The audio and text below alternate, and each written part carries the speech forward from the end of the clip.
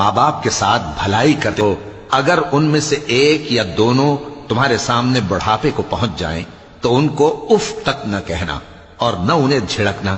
اور ان سے بات ادب کے ساتھ کرنا، اور عجز و نیاز سے ان کے آگے جھکے رہو اور ان کے حق میں دعا کرو کہ اے پروردگار، جیسا انہوں نے مجھے بچپن میں شفقت سے پرورش کیا ہے تو بھی ان کے حال پر رحمت فرما، جو کچھ تمہارے دلوں میں ہے تمہارا پروردگار اس سے بخوبی واقف ہے، اگر تم نیک ہوگے تو وہ رجوع لانے والوں کو بخش دینے والا ہے،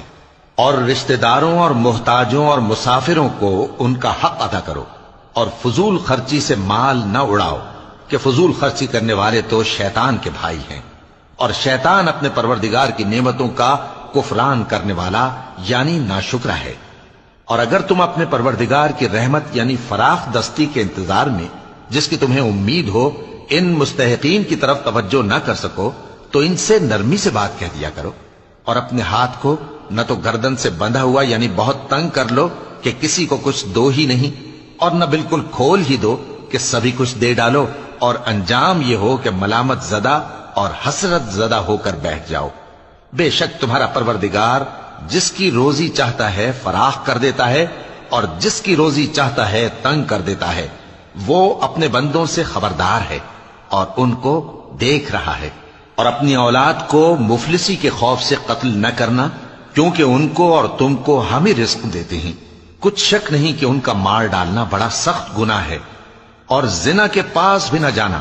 کہ وہ بے حیائی ہے اور بری راہ ہے، اور جس جاندار کا مارنا اللہ نے حرام کیا ہے اسے قتل نہ کرنا مگر جائز طور پر یعنی بفتوائے شریعت، اور جو شخص ظلم سے قتل کیا جائے ہم نے اس کے وارث کو اختیار دیا ہے کہ ظالم قاتل سے بدلہ لے، تو اس کو چاہیے کہ قتل کے قصاص میں زیادتی نہ کرے کہ وہ منصور و فتح یاب ہے، اور یتیم کے مال کے پاس بھی نہ پھٹکنا مگر ایسے طریق سے کہ بہت بہتر ہو، یہاں تک کہ وہ جوانی کو پہنچ جائے، اور عہد کو پورا کرو کہ عہد کے بارے میں ضرور پرسش ہوگی، اور جب کوئی چیز ناپ کر دینے لگو تو پیمانہ پورا بھرا کرو، اور جب تول کر دو تو ترازو سیدھی رکھ کر تولا کرو، یہ بہت اچھی بات اور انجام کے لحاظ سے بھی بہت بہتر ہے۔ اور اے بندے، جس چیز کا تجھے علم نہیں اس کے پیچھے نہ پڑ کہ کان اور آنکھ اور دل ان سب اعضاء کے بارے میں ضرور باز پرس ہوگی، اور زمین پر اکڑ کر اور تن کر مت چل کہ تو زمین کو پھاڑ تو نہیں ڈالے گا اور نہ لمبا ہو کر پہاڑوں کی چوٹی تک پہنچ جائے گا، ان سب عادتوں کی برائی تیرے پروردگار کے نزدیک بہت ناپسند ہے۔ اے پیغمبر، یہ ان ہدایتوں میں سے ہیں جو اللہ نے حکمت کی باتیں تمہاری طرف وحی کی ہیں، اور اللہ کے ساتھ کوئی اور معبود نہ بنانا کہ ایسا کرنے سے ملامت زدہ اور راندہ درگاہ بنا کر جہنم میں ڈال دیے جاؤ گے۔ مشرکو،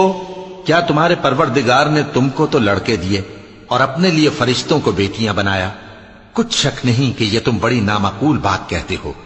اور ہم نے اس قرآن میں طرح طرح کی باتیں بیان کی ہیں تاکہ لوگ نصیحت حاصل کریں، مگر وہ اس سے اور بدک جاتی ہیں۔ کہہ دو کہ اگر اللہ کے ساتھ اور معبود ہوتے جیسا کہ یہ کہتے ہیں تو وہ ضرور عرش والے کی طرف لڑنے بھیڑنے کے لیے رستہ نکالتے، وہ پاک ہے، اور جو کچھ یہ بکواس کرتے ہیں اس سے اس کا رتبہ بہت عالی ہے۔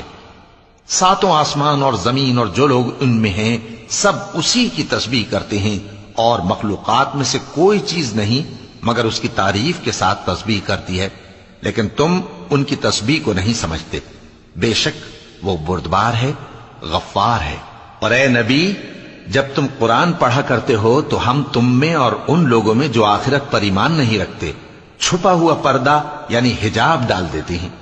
اور ان کے دلوں پر بھی پردے ڈال دیتے ہیں کہ اسے سمجھ نہ سکیں، اور ان کے کانوں میں ثقل پیدا کر دیتے ہیں